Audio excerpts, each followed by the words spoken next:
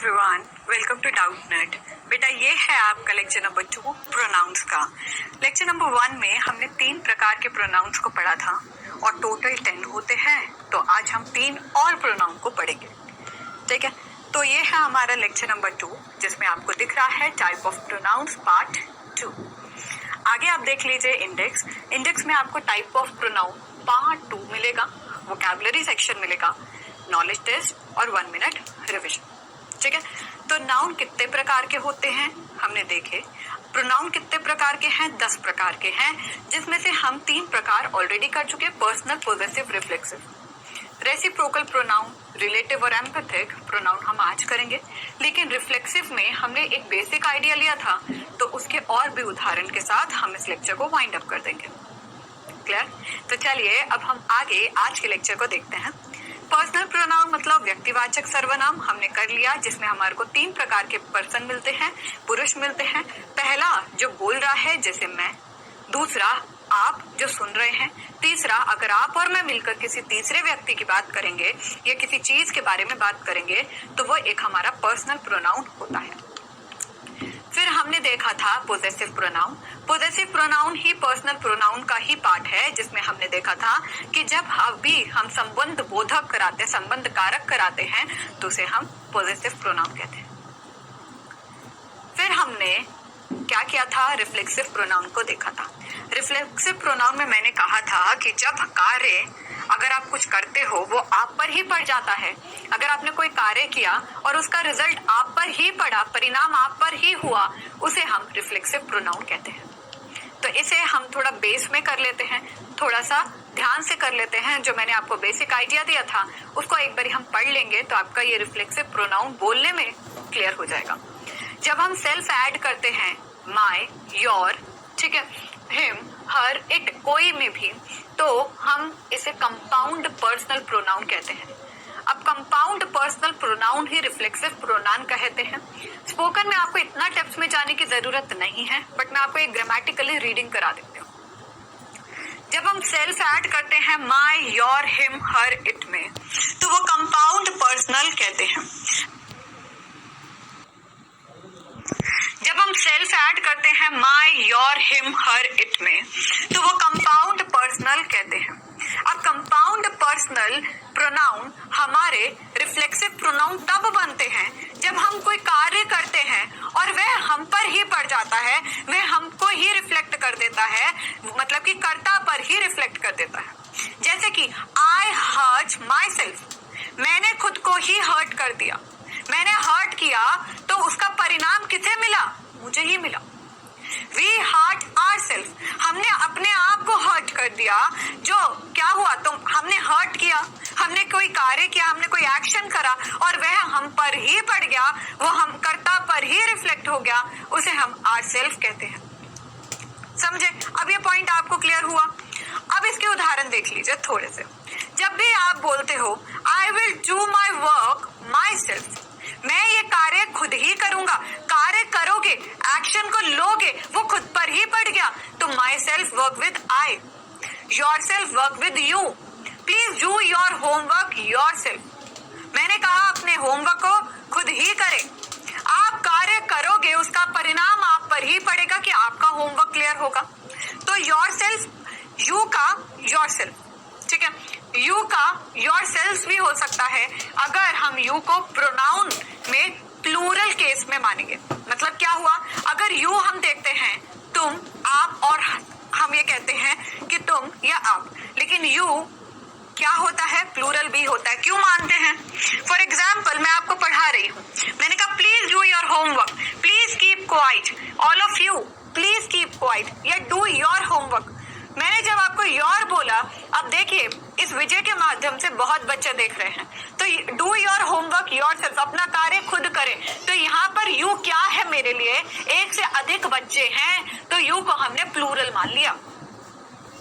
तो जब भी आप अंग्रेजी में कोई शब्द बोलते हैं, कोई वाक्य बोलते हैं, तो यू के साथ योर सेल्फ आएगा अगर सामने वाला एक वचन में है, और यू के साथ योर सेल्फ आएगा अगर सामने वाला बहुवचन में है। समझे? ही को हिमसेल्फ के साथ आएगा, ही हिमसेल्फ, हिमसेल्फ नहीं होता है, ही himself, she herself, it itself, we ourselves, them themselves, them already ही बेटा प्लूरल है, them already ही प्लूरल है themselves, ठीक है, वन वन सेल्फ। अब जनरली यहाँ पर देखिए ये सब्जेक्टिव केस में है, ये सब्जेक्टिव केस में है, ये सब्जेक्टिव केस में है, लेकिन देम जो है वो ऑलरेडी ऑब्जेक्टिव में है, तो ये ऑब्जेक्टिव में ही कन्वर्ट हो रहा है। अदरवाइज अगर हम यहाँ पर देखें कि सब्जेक्टिव हमेशा पॉजेसिव में हो रहा है, क्यों? क्योंकि यहाँ पर हम संबंध करा रहे हैं खुद से ही, तो यहाँ पर पॉजेसिव के साथ ही आएगा, ऑब्जेक्टिव के साथ आना ही पॉसिबल नहीं है। देयर सेल्फ नहीं बोल सकते क्योंकि देम का देम सेल्फ होता है। थर्ड व्यक्ति की बात कर रहे हो ना, क्लियर? हिमसेल्फ, हिमसेल्फ नहीं बोलोगे। तीसरे व्यक्ति क्या, थर्ड व्यक्ति की बात कर रहे हो ना, क्लियर? हिमसेल्फ, हिमसेल्फ नहीं बोलोगे। तीसरे व्यक्ति की बात करोगे तो हम ऑब्जेक्टिव के साथ सेल्फ लगाएंगे, लेकिन अपने बारे में या हमारे बारे में या तुम्हारे बारे में बात की जाए तो उसके आगे हम क्या कह सकते हैं? हम लगाएंगे सेल्फ को पॉजेसिव केस के साथ, ठीक है? तो जनरली आप ये याद रखिए स्पोकन के हिसाब से कि I myself, you yourself, you yourself, he himself, she herself, it itself, we ourself, them themself, one oneself. अब इसको हम एक बारी इसके माध्यम से, चार्ट के माध्यम से देख लेते हैं तो आपको समझ में आ जाएगा। अपने आप मतलब खुद ही, अपने आप मतलब खुद ही।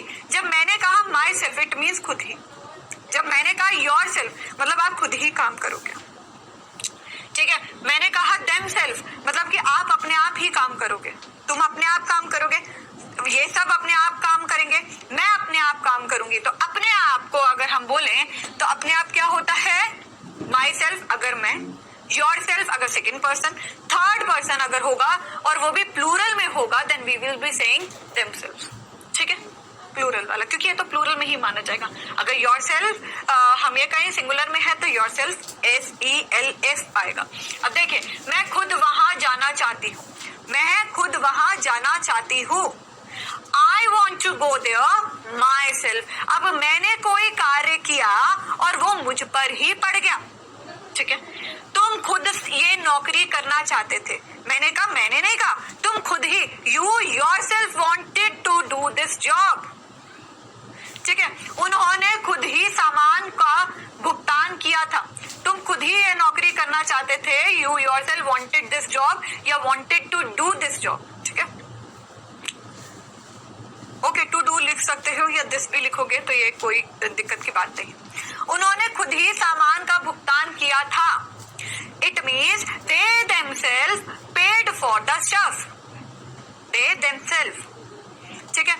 बच्चा अपने आप ही चलने लगा, बच्चा अपने आप ही चलने लगा। The toddler himself started walking, बच्चा जो रिश्ता बच्चा होता है उसे टडलर कहते हैं। इसके लिए सीमा खुद जिम्मेदार है, Seema herself is responsible for this. आगे आर सेल्फ मतलब कि हमने यहाँ पर देखा आर सेल्फ मतलब खुद ही अपने आप my self your self them self, खुद ही मतलब हिमसेल्फ हरसेल्फ आर सेल्फ। हम खुद इस मुश्किल से पड़ गए, we got into this problem ourself. यहाँ तक समझ में आया आपको? तो एक बात को याद रखिएगा कि यहाँ पर रिफ्लेक्सिव में एम्पैथिक प्रोनाउंस है, मतलब क्या हुआ? तीसरा प्रकार भी इसी में छुपा है। एक बारी चार्ट को देखिए, जब आप ये कहते हो they themselves paid for the stuff, they themselves उन्होंने खुद ही, हम उन पर फोकस करा रहे हैं, एम्फेसाइज करा रहे हैं। तो इसी में अगर मैं कहूँ कई बुक्स में इसे रिफ्लेक्सिव ही कहा गया है, लेकिन कई बुक्स में हमने अगर एम्फेसाइज किया किसी चीज को, हमने किसी पर फोकस किया तो उसे एम्पैथिक प्रोनाउंस भी कहते हैं।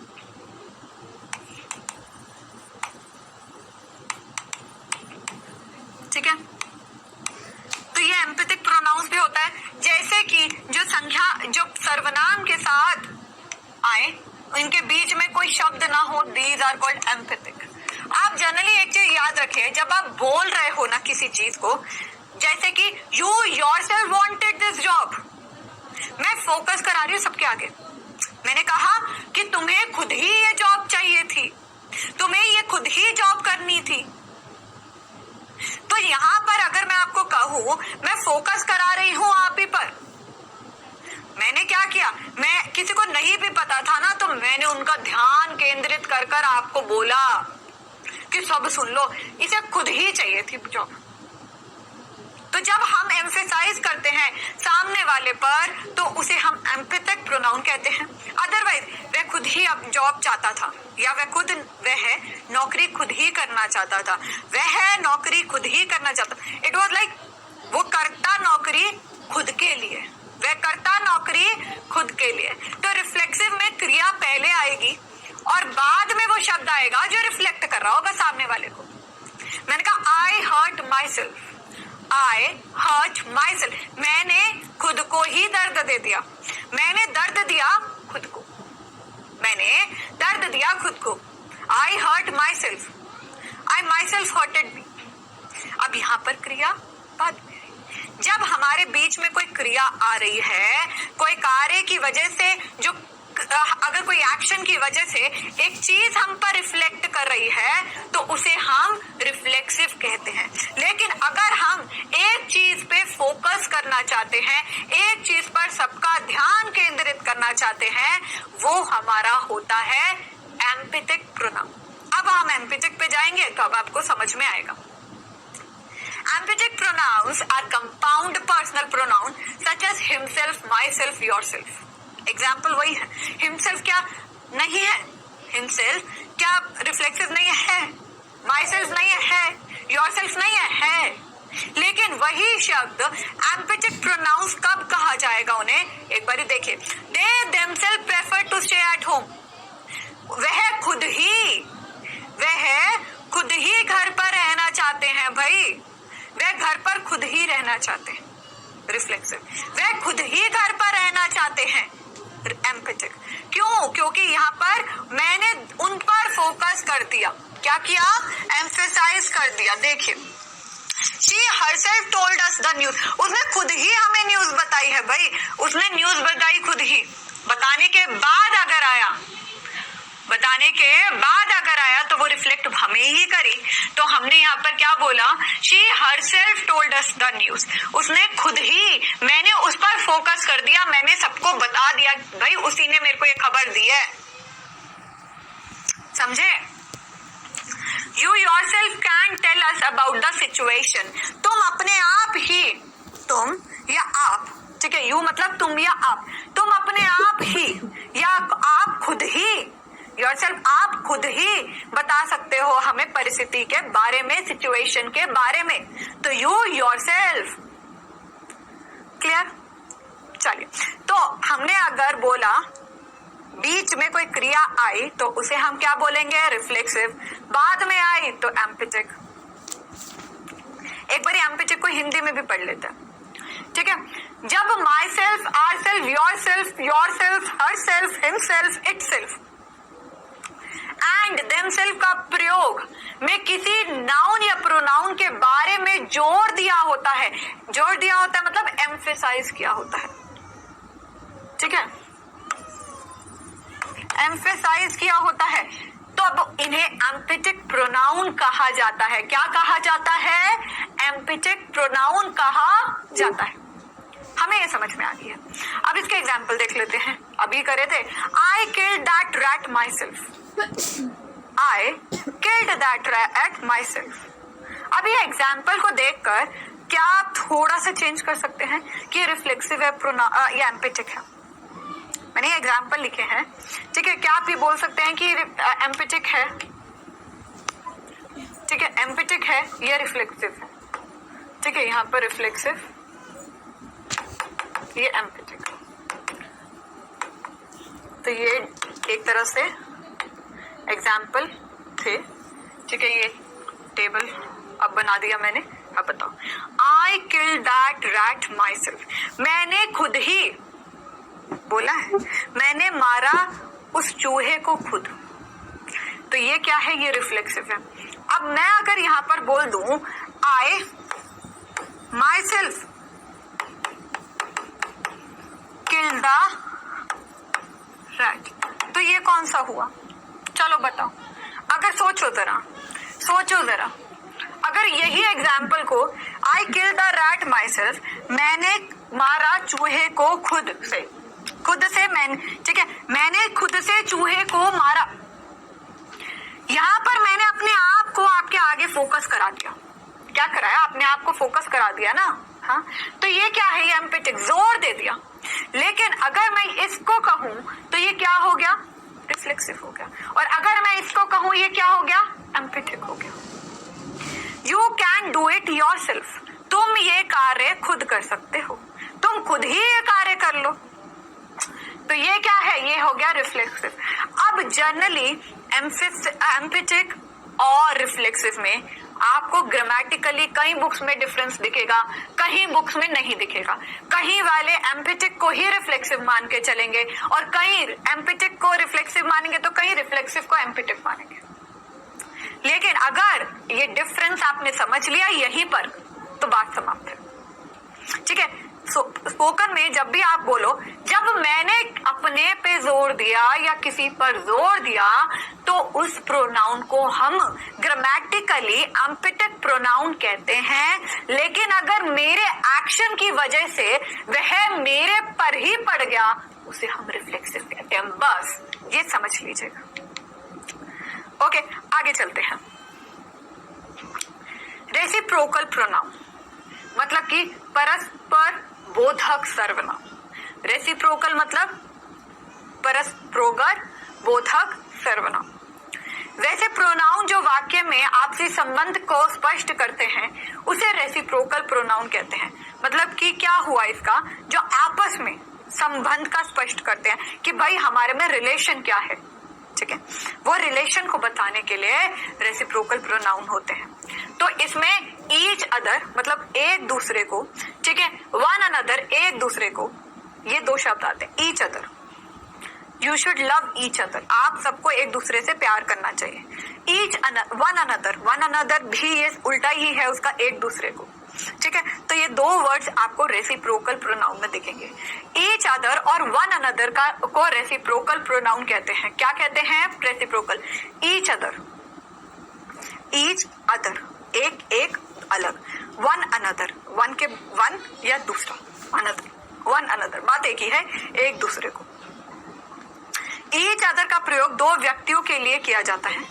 ईच अदर का प्रयोग दो व्यक्ति के लिए किया जाता है। वन अनदर का प्रयोग दो से अधिक व्यक्तियों के लिए किया जाता है। बात समझिए, ईच अदर मतलब एक दूसरे को। ठीक है, मैंने आपको चॉकलेट दी, मैंने कहा इसे डिस्ट्रीब्यूट कर लेना ईच अदर। ठीक है, डिस्ट्रीब्यूट कर लेना एक दूसरे में। ठीक है, अब वन अनदर मतलब ये दो से अधिक के लिए प्रयोग किया जाता है और ईच अदर दो के लिए प्रयोग किया जाता है, एक दूसरे को। बात एक ही है। जब दो लोग हैं तो ईच अदर, या दो से अधिक हैं तो वन अनदर। बात एक ही है कि आप दोनों को बांटना है किसी चीज को। एग्जाम्पल को इससे देख लेते हैं। हाँ, तो ईच अदर का प्रयोग एग्जाम्पल्स के साथ। ठीक है, okay. They lived each other, they lived each other, they lived each other मतलब क्या? वे एक दूसरे के साथ रहते हैं। मैंने कहा दे लिव्ड ईच अदर मतलब कि वह एक दूसरे के साथ रहते हैं। क्या बोला? वह एक दूसरे के साथ रहते हैं। Ram and Shyam were playing a game with each other मतलब क्या हुआ कि राम और श्याम एक दूसरे के साथ खेल रहे हैं। यहाँ पर दो व्यक्ति हैं, ईच अदर, दो से अधिक होंगे, वन अनदर। तो इस चीज को, डिफरेंस को समझे जरूर। ठीक है, तो ईच अदर मतलब जब दो लोग हैं और वन अनदर मतलब दो से अधिक हैं। समझे? तो दे लिव्ड ईच अदर, वे एक दूसरे के साथ रहते थे। Ram and Shyam were playing a game with each other, Ram और श्याम एक दूसरे के साथ खेल रहे थे। तो ईच अदर का प्रयोग कब किया जाता है? जब हम दो बंदों का बात करते हैं। वो एक साथ, ठीक है, और राम और श्याम एक दूसरे के साथ खेल रहे थे। तो हमने यहाँ पर एक चीज तो भाई समझ ली, ठीक है, एक दूसरे को मतलब कि ये हो गया साथ, ठीक है, तो दो व्यक्तियों के लिए साथ। क्लियर यहां तक? चलो आगे देखते हैं। तो रेसिप्रोकल में ईच अदर मतलब एक दूसरे के साथ। अब वन अनदर के एग्जाम्पल देखिए। The 5 boys were working with one another. 5 लड़के एक दूसरे के साथ काम कर रहे थे। एक दूसरे के साथ मतलब कि अगर टीम है, आपकी क्लास है, आप क्लास सुनने आए, एक से अधिक बच्चा है यहाँ पर, तो मैंने कहा कि 5 लड़के एक साथ क्लास को सुन रहे थे, तो एक दूसरे के साथ क्लास को सुन रहे थे, एक दूसरे के साथ होमवर्क कर रहे थे। तो 5 बंदे क्या हुआ, एक से अधिक हो गया, 2 से अधिक हो गया। तो जब 2 प्लस हो, मैं नहीं कह रही हूँ 2 प्लस, अगर 2 से अधिक हो तो उसे हम क्या बोलेंगे, वन अनदर। हम ये नहीं कह सकते the 5 boys were working with each other, ये गलत हो जाएगा, ठीक है। अगर आपने बोला the 5 boys were working with each other, ये जब वाक्य आपने बोला तो ये गलत हो गया। ये 2 से अधिक होने चाहिए। क्या बोल रही हूँ, 2 से अधिक होने चाहिए, तो वो क्या होंगे, बोलो, वो होंगे वन अनदर। और 2 होंगे तो उसे क्या बोलेंगे, ईच अदर। 2 से कम होगा तो एक साथ तो कोई काम होता ही नहीं, फिर तो एम का प्रयोग करोगे आई के साथ। They done this task with one another. उन्होंने ये काम एक साथ करा, ठीक है, तो उन्होंने एक दूसरे के साथ यह काम किया था। तो they done their task with one another. हमने यहाँ each other बोले नहीं, क्यों, they है मैम, they तो 2 में भी हो सकता है। उदाहरण के तौर पर करोगे तो they तो 2 में भी कर सकते हो, he और she, बट यहाँ पर हमने इस दे को 2 से अधिक माना है, ठीक है। तो ये अज्यूम्ड करके चलिए,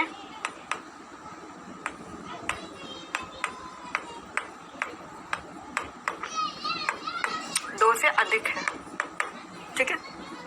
अब आगे देख लेते हैं। आगे यहाँ पर दे रखा है रेसिप्रोकल प्रोनाउन। एक बार इसे भी पढ़ लेते हैं, वापस से ट्राई करिएगा एक चीज को समझने की। Reciprocal pronoun definition in Hindi, each other और वन अनदर को रेसिप्रोकल प्रोनाउन कहते हैं। ईच अदर और वन अनदर को रेसिप्रोकल प्रोनाउन कहते हैं। अब ईच अदर किसके लिए होगा, ईच अदर अगर 2 व्यक्ति दे रखे हो, 2 व्यक्ति दे रखे हो, और वन अनदर किसी लिए, बात एक ही है कि आपको साथ में काम करना है, बस नंबर का टर्म्स में चेंज है। अगर 2 है ईच अदर, 2 से अधिक है तो वन अनदर, बात दोनों की एक ही है कि आपको एक साथ काम करना है। 2 से अधिक व्यक्ति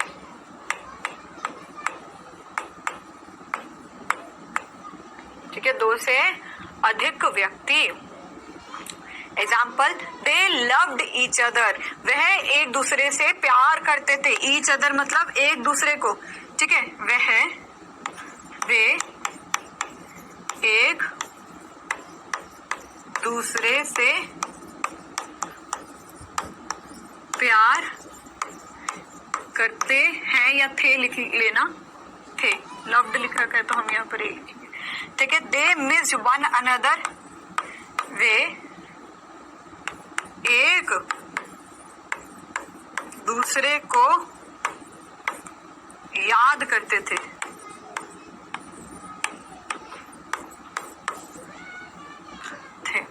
एक दूसरे को याद करते थे,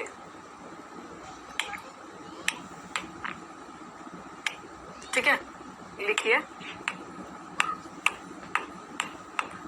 और यहाँ पर अगर मैं कहूं यहाँ 2 है और यहाँ 2 से अधिक है, तो मैम हमें कैसे पता चलेगा कि हमारे को क्या बोलना है।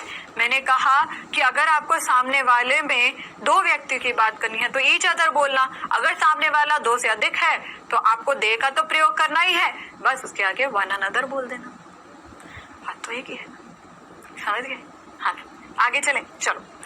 तो ऊपर दिए गए एग्जाम्पल में ईच अदर और वन अदर रेसिप्रोकल प्रोनाउन है। तो ये ईच अदर और ये वन अनदर ये क्या है? These are reciprocal pronounce.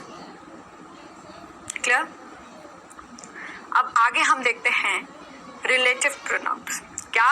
Relative pronouns. संबंध वाचक सर्वनाम। रिलेटिव मतलब संबंध वाचक सर्वनाम। पॉजेसिव में हमारा क्या होता है? पॉजेसिव में हमारा ये कहेंगे संबंध कारक होता है, वो कारक के साथ आएगा। यहाँ पर देखिए रिलेटिव प्रोनाउंस की definition in Hindi. Relative pronoun वाक्य में अपने से पहले प्रयुक्त किसी नाउन प्रोनाउन के बदले में आकार उस नाउन प्रकार की प्रयुक्ति को रोकता है। What do you mean by this? Relative pronoun का मतलब होता है जो रिलेशन बताए, जो संबंध दिखाए। जैसे कि this is the book that was given to me. यह किताब, दिस इज द बुक, यह किताब है जो मुझे दी गई थी। तो यहाँ पर दैट क्या हुआ? रिलेटिव प्रोनाउन हुआ। दैट जो मुझे दी गई थी, ठीक है। The boy who is playing is my friend. तो जो लड़का खेल रहा है, who is playing is my friend. Who यहाँ पर क्या है? रिलेटिव। तो एक बारी हम रिलेटिव प्रोनाउन को थोड़ा सा और डेप्थ में पढ़ लेते हैं इस चार्ट के माध्यम से, और यहाँ पर आपको पता चल जाएगा कि और कौन कौन से रिलेटिव प्रोनाउन होते हैं। तो रिलेटिव प्रोनाउन का मतलब क्या है? रिलेटिव प्रोनाउन का मतलब है जो वाक्य कोई रिश्ता बताता है। जो वाक्य कोई रिश्ता बताता है उसे हम ये कहें कि जो शब्द रिश्ते को वर्णन कर रहा है वह एक हमारा रिलेटिव प्रोनाउन होता है। जैसे कि जो मतलब दैट, ठीक है। वो किताब कहाँ रखी है जो आपने कल खरीदी थी? मैंने कहा वो किताब कहाँ रखी है जो आपने कल खरीदी थी। तो यहाँ पर जो मतलब क्या है? That. Where is that book? वे किताब कहाँ है जो आपने कल खरीदी थी। तो where is that book you bought yesterday? तो वह किताब, ठीक है। हम यहाँ कहेंगे वो किताब कहाँ रखी है जो आपने कल खरीदी थी। Where is that book? वो बुक या जो बुक, ठीक है, वो या जो बोल सकते हो। यू बॉट यस्टरडे, जो आप लेकर आए थे। जो मतलब विच, कौन सी, जो, ठीक है। शाम ने पार्टी में जो शर्ट पहनी थी वो काफी सुंदर थी। शाम ने जो पार्टी में जो शर्ट पहनी थी, शर्ट मतलब कमीज, और जो मतलब यहाँ पर आप दैट लिख सकते हो या विच। एक बार ये उदाहरण को समझिए, फिर मैं आपको डिफरेंस बताती हूँ जल्दी से। The shirt which Shyam was wearing at that party was quite nice. अब मैम हम यहाँ पर the shirt that Shyam was wearing at the party was quite nice. अब यहाँ पर जो दैट है ना वो किताब है, नॉन लिविंग है।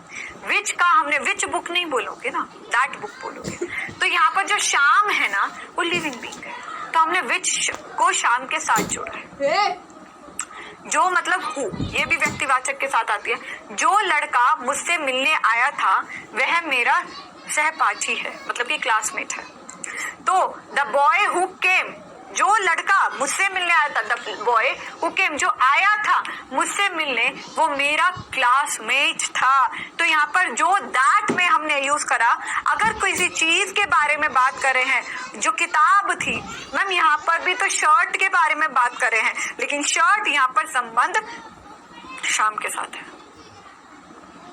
आगे जिसने मतलब हु, दिस इज द, ये वही लड़की है जिसने कल मेरी मदद की थी। तो विच मतलब हु या जो, तो ये व्यक्तिवाचक के साथ ही आएगी। तो हमने अगर अंग्रेजी में बोलना है ये वही लड़की है जिसने कल मेरी मदद करी थी भाई, तो this is the girl who helped me yesterday, उसने ही मेरी मदद करी थी। ठीक है, आगे देखते हैं। रिलेटिव में whom, whose, where, when भी आता है। तो देखिए whom मतलब जिससे या जिसको, whom मतलब जिसे या जिसको। एग्जाम्पल को देखिए, मैं जिसे पसंद करता था वह प्रत्याशी चुनाव में जीत गया है। मैं जिसे पसंद करता था वह प्रत्याशी चुनाव में जीत गया है। तो यहाँ पर क्या बोलोगे, the candidate who I was supporting had won the election. Ma'am यहाँ पर तो whom है, why we have written who, तो नोट भी दे रखा है। Please note that the English translation isn't exactly the same as Hindi. So Hindi whom became। अब यहाँ पर जब भी एक चीज याद रखिए, ये बहुत प्यारा नोट है, ठीक है, तो इसे एक बार ही समझ लीजिए कि जब भी हम स्पोकन इंग्लिश में अगर लाइव इंटरेक्शन सेशन में या कहीं भी सुनते हैं डेली यूज सेंटेंसेस, तो वो बिल्कुल ट्रांसलेटेड नहीं होते हैं, ठीक है। अब एग्जाम्पल में उन्होंने ये कहा कि इंग्लिश की ट्रांसलेशन बिल्कुल सेम हिंदी की नहीं होती है, जो है आपने हिंदी में लिखा उसे इंग्लिश में बोल दो, वो नहीं होता है। तो यहाँ पर whom जो है वो who में चेंज हो सकता है, ठीक है। जिसका मतलब whose। अब यह जिसका पर्स है उसी को लौटा देते हैं। मैंने कहा यह जो पर्स है किसी का, उसी को लौटा देते हैं। Let return this to the person who pursued this. whose purse is this. तो whose यहाँ पर क्या है, ये रिलेशन बता रहा है। तो हम यहाँ पर ये कहेंगे कि जो whose है वो क्या है, वो यहाँ पर रिलेटिव है। एक चीज और समझेगा, डेमोन्स्ट्रेटिव प्रोनाउन मैंने अभी पढ़ाए नहीं है आपको, लेकिन मैं आपको कह रही हूँ अगले लेक्चर में उसे जब हम पढ़ेंगे तो वहां पर दैट का भी दिखेगा डेमोन्स्ट्रेटिव में, दैट, दोस, दीज, ठीक है, ये सारी चीजें देखेंगे। यहाँ पर दैट जो हम ये कहें रिलेटिव क्यों है, क्योंकि वह रिश्ता बता रहा है कि दैट बुक, वह किताब, संबंध क्रिएट कर रहा है। अब लास्ट में वही चलो जहाँ कल खाना खाया था। मैंने को बहुत भूख लगी है, वही चलो जहाँ कल खाना खाया था। वही चलो, चलना कहाँ है, जहाँ कल खाना खाया था। तो ये संबंध इन दोनों में बना रहा है, वो है जहाँ। तो let's go to the same place where. Where यहाँ पर क्या है, दो थॉट्स को यहाँ मिला रहा है, दोनों डिपेंडेंट है। वी एट यस्टरडे, एट मतलब खाना खाया था, ईट का एट बन गया। जब, व्हेन मतलब जब तुम सो रहे थे मैं काम कर रहा था। मैंने रिश्ता बताया, मैंने संबंध बताया कि जब तुम सो रहे थे ना तब मैं काम कर रहा था।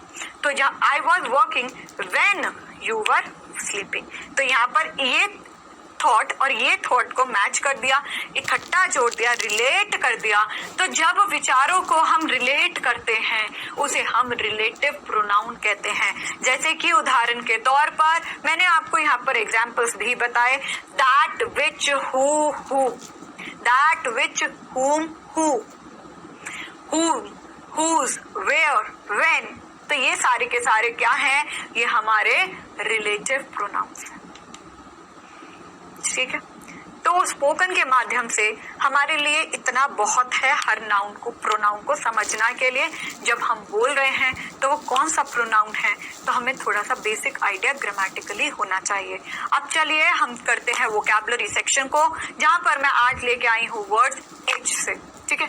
किससे, एच से। चलिए, हैबिट, पहला वर्ड है हैबिट। हैबिट मतलब आदत, हैबिट मतलब आदत। तो डिक्टेशन, उच्चारण भी कर लीजिए इसका, और हिंदी मीनिंग भी है यहाँ पर, ठीक है। हैबिट, हैबिट मतलब आदत, हैबिट, हैबिट क्या बोलेंगे, आदत। सेकंड है हैड, हैड मतलब रखता था या रखती थी, हैड रखता था या रखती थी।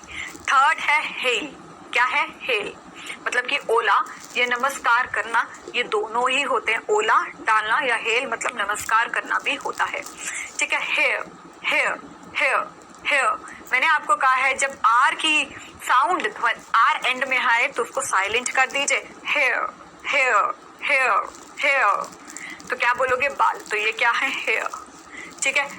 हेल, अब देखिए हेल, अब यहाँ पर ये हमने दो होमोफोन देखे, हेल, हेल मतलब कि तंदुरुस्त, मतलब कि तंदुरुस्त, हेल, ठीक है। आगे देख लेते हैं, हाफ, हाफ, हाफ, ठीक है। हैवी मत बोल देना, हालवी मत बोल देना। इसकी प्रोनाउंसिएशन क्या है, इसको प्रोनाउंस कैसे करना है, हाफ, हाफ बोलो, हाफ, हाफ मतलब आधा करना, कोई भी कार्य करो आधा करना, हाफ, ठीक है।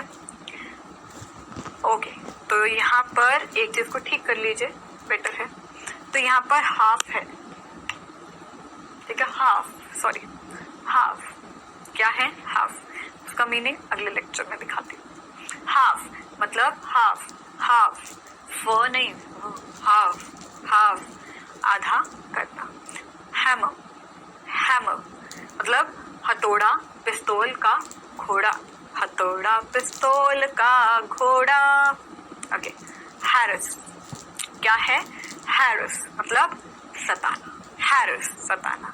हार्ड कड़ा, हार्ड कड़ा मतलब कि मजबूत या कठोर भी, कड़ा भी लिख सकते हो, कठोर भी लिख सकते हो, हार्ड, ठीक है। हेट, हेट क्या बोलोगे, हेट तो मतलब घृणा करना, किसी से नफरत करना, हेट, हेट। तो हाँ, हैमर, हैरिस, हार्ड, हेट, ठीक है। तो अब हम क्विज खेल लेते हैं जितना हमने पढ़ा है। तो क्विज नंबर 1, क्वेश्चन नंबर 1 आपकी स्क्रीन पर। What do you mean by habit?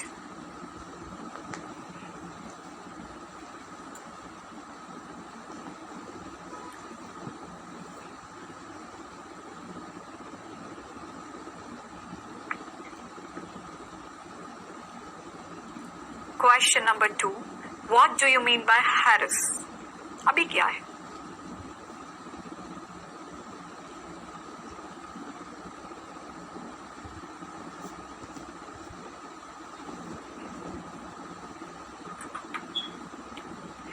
तो होप आपने क्विज को अटेम्प्ट कर लिया है। चलिए सॉल्व कर लेते हैं, ठीक है। What do you mean by habit? आदत या स्वभाव, ठीक है। तो both A and B are correct option. Second, what do you mean by harass? चिंतित करना, सताना या परेशान करना। तो यहाँ पर D option, all of the above is the correct option, ठीक है। तो 1 मिनट रिविजन कर लेते हैं। आज हमने किया क्या है, देखिए आज हमने रिफ्लेक्सिव प्रोनाउन को किया है, ठीक है। रिफ्लेक्सिव प्रोनाउन का मतलब क्या है, अगर आपने कोई कर्ता किया वो आप पर ही प्रभाव पड़ा, कर्ता ने कोई कार्य किया वो आप पर ही प्रभाव पड़ रहा है। और इसी को अगर हमें एम्पैथिक प्रोनाउन कहना है तो एम्पैथिक प्रोनाउन क्या है? एम्पैथिक प्रोनाउन मतलब जिस पर हमने जोर दिया, ठीक है। तो ये कई बुक्स में एक ही है लेकिन हमने डिफरेंशिएट किया है। उसके बाद हमने जब रिफ्लेक्सिव और एम्पैथिक कर लिया तो हमने एक रिलेटिव प्रोनाउन देखा। रिलेटिव में हमने बहुत ज्यादा शब्द करे हैं। क्या किया है? बहुत ज्यादा शब्द करे। रिलेटिव मतलब दो शब्दों को, मैं क्या कह रही हूँ, दो विचारों को रिलेट करना, ठीक है। मैं सो गया था क्योंकि आप काम कर रहे थे। जब आपने दो विचारों को जोड़ा उसे हम रिलेटिव प्रोनाउन कहेंगे, ठीक है। और हमने यहाँ तक करने के बाद अब हमने क्या किया है, वोकैबुलरी भी कर ली है, ठीक है। तो आज हमने क्या किया, ऑलमोस्ट आज हमने प्रोनाउंस को भी किया है, ठीक है। हमने प्रोनाउंस को भी किया और फिर हमने वोकैबुलरी सेक्शन भी करा, राइट। फिर हमने यहाँ पर 1 मिनट रिविजन भी कर ली और मोस्ट इंपॉर्टेंट क्विज के क्वेश्चंस को जरूर करिएगा। तो क्विज के क्वेश्चंस बहुत ज्यादा इंपॉर्टेंट थे, उसे भी कर लीजिए। होमवर्क में मैंने आपको दिए हैं 10 क्वेश्चंस, वो भी एमसीक्यू के फॉर्मेट में।